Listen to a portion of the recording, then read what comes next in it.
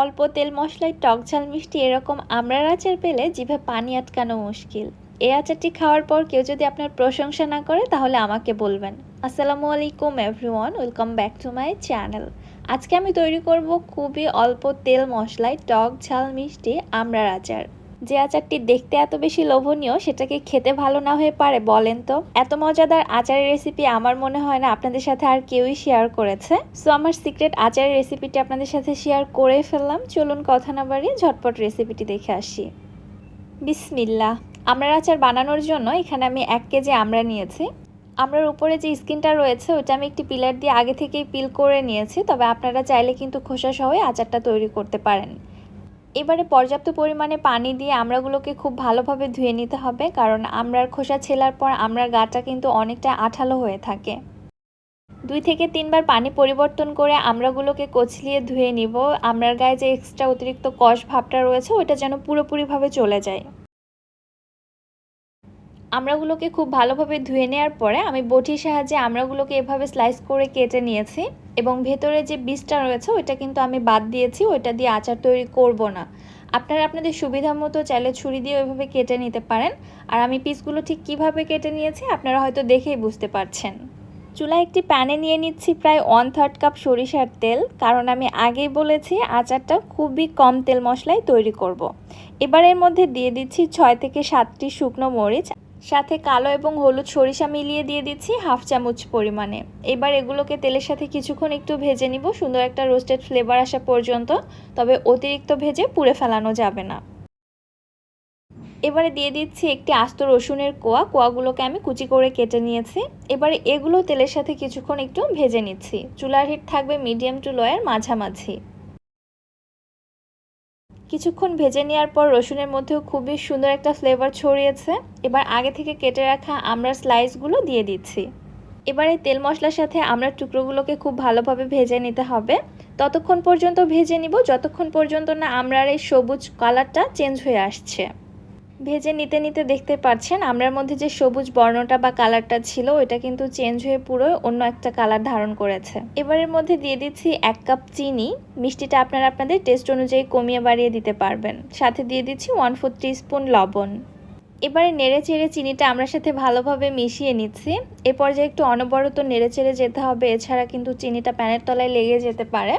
আর খেয়াল করেছেন হয়তো এই আচারে কিন্তু আমি কোনো প্রকার পানির ব্যবহার এখনও করিনি বা পরবর্তীতেও করব না। চিনিটা গলে গিয়ে যে পানিটা বের হবে এই পানিতেই কিন্তু এই আচারটা রান্না হবে। চিনি মেল্ট হয়ে এখানে প্রায় অনেকটাই পানি বের হয়েছে, এতেই কিন্তু আচারটা রান্না হবে। এবারের মধ্যে দিয়ে দিচ্ছি 1 চামচ মরিচের গুঁড়া। ঝালটা আপনারা আপনাদের টেস্ট অনুযায়ী কমিয়ে বাড়িয়ে দিতে পারবেন। দিয়ে দিচ্ছি 1/2 চামচ হলুদের গুঁড়া। 1/2 চামচ দিচ্ছি চিলি ফ্লেক্স। আমি আবারও বলছি ঝালটা আপনারা আপনাদের টেস্ট অনুযায়ী দিবেন। আমি আচারটা একটু ঝালঝালভাবে তৈরি করব, এজন্য ঝালের পরিমাণটা একটু বেশি দিয়েছি। নেড়েচেড়ে সব কিছু একবার ভালোভাবে মিশিয়ে নিচ্ছি, এবং এইভাবে চুলার হিট মিডিয়াম টু লোতে রেখে আচারটা রান্না করতে থাকবো। আস্তে আস্তে কিন্তু কালারটা চেঞ্জ হয়ে যাবে এবং আমড়ার টুকরোগুলো সেদ্ধ হয়ে যাবে। ঠিক এই পর্যায়ে দিয়ে দিচ্ছি 2 টেবিল চামচ সরিষা বাটা, 3 থেকে 4 টেবিল চামচ দিয়ে দিচ্ছি হোয়াইট ভিনেগার। আচারটা অনেক দিন পর্যন্ত সংরক্ষণ করে রাখতে চাইলে ভিনেগারটা অবশ্যই ব্যবহার করবেন। এতে করে আচারটা কিন্তু নর্মাল তাপমাত্রায় আপনারা দীর্ঘদিন সংরক্ষণ করতে পারবেন। আর যারা সংরক্ষণ করতে চাচ্ছেন না তারা স্কিপ করতে পারেন। এবার শুধু কাজ একটাই, মাঝে মাঝে একটু নেড়েচেড়ে দিতে হবে এবং আচারের কালারটা চেঞ্জ হয়ে আসা পর্যন্ত জাল করে নিতে হবে। জাল করতে করতে দেখতে পাচ্ছেন আচারের কালারটা পুরোপুরিভাবেই চেঞ্জ হয়ে গেছে। আচারের কালারটা এই পর্যায়ে নিয়ে আসতে আমার সময় লেগেছে প্রায় 30 থেকে 40 মিনিটের মতো। চুলার হিট মিডিয়াম টু লোতে রেখে জাল করে নিয়েছি। আচারটা চুলা থেকে নামানোর আগ মুহূর্তে দিয়ে দিচ্ছি 1 চামচ পরিমাণে 5 ফোড়নের গুঁড়া। এখানে আমি ভাজা 5 ফোড়নের গুঁড়াটা ব্যবহার করেছি। আপনারা চাইলে গুঁড়া না করে আধ ভাঙা করেও দিতে পারেন। 5 ফোড়নের গুঁড়াটা দেওয়ার পরে আচারটা আর বেশিক্ষণ জাল করা যাবে না, এতে করে কিন্তু মশলার ফ্লেভারটা নষ্ট হয়ে যাবে। জাস্ট কিছুক্ষণ একটু নেড়ে চেড়ে ভালোভাবে মিশিয়ে নিব, এরপরেই আচারটা চুলা থেকে নামিয়ে ঠান্ডা করে ফেলবো। আর আচারের ঘনত্বটা এই পর্যায়ে ঠিক যেমনটা দেখতে পাচ্ছেন, চুলা থেকে নামিয়ে ঠান্ডা হওয়ার পরে কিন্তু এটা আরও বেশ কিছুটা ঘন হয়ে আসবে। এজন্য আমি এই পর্যায়ে চুলা থেকে নামিয়ে নিচ্ছি, আর বেশি জাল করে ঘন করব না। পুরোপুরি ঠান্ডা হওয়ার পর আচারের ঘনত্বটা দেখুন কতটা থিক হয়ে এসেছে, এবং এই ঘনত্বটাই কিন্তু আমার কাছে একদম পারফেক্ট লাগে। আর কালারের কথা কি বলবো, মাশাআল্লাহ এত সুন্দর একটা কালার, টেস্টের কথা বা নাই বললাম, কালার দেখেই জিভে পানি আসতে বাধ্য। শুকনো কোনো এয়ারটাইট কাচের জারে রেখে আচারটা আপনারা 1 বছর পর্যন্ত সংরক্ষণ করতে পারবেন নর্মাল তাপমাত্রায়।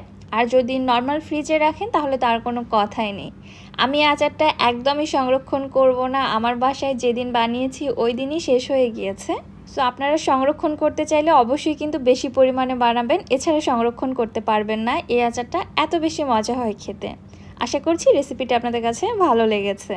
আজকের মতো তাহলে এখানেই বিদায় নিচ্ছি। সবাই ভালো থাকবেন, সুস্থ থাকবেন। আল্লাহ হাফেজ।